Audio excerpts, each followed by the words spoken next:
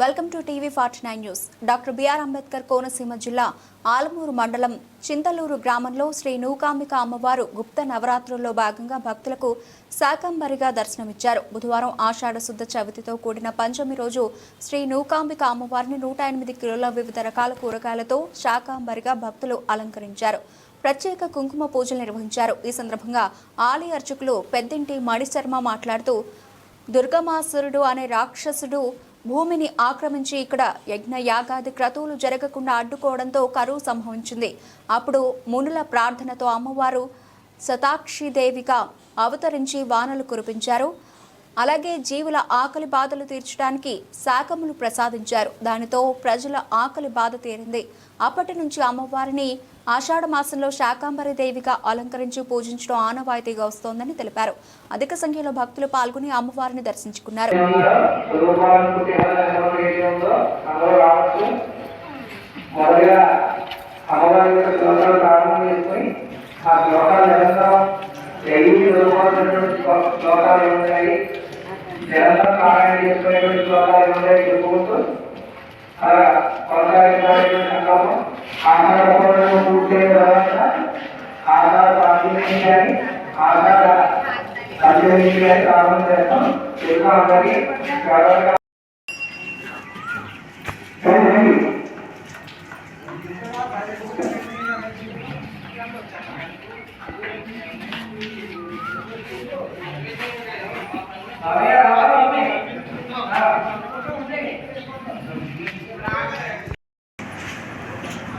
శ్రీ చింతలూరు గ్రామంలో వేయించేసినటువంటి నూకాంబిక అమ్మవారి దేవస్థానం నందు ప్రతి సంవత్సరం గత 3 ఏళ్ల పాటుగా ఈ యొక్క శాకంబరి అలంకారం చేసుకుని ఆషాఢ మాసంలో వచ్చేటువంటి వారాహి నవరాత్రులను పురస్కరించుకుని ఈ యొక్క శాకంబరి దేవి యొక్క అర్చనాది కార్యక్రమాలు దేవస్థానం వారు అలాగే ఆ గ్రామంలో ఉండేటువంటి ప్రతి ఒక్క భక్తుల సహాయ సహకారాలతో ఈ యొక్క పూజా కార్యక్రమం చేయడం జరుగుతుంది.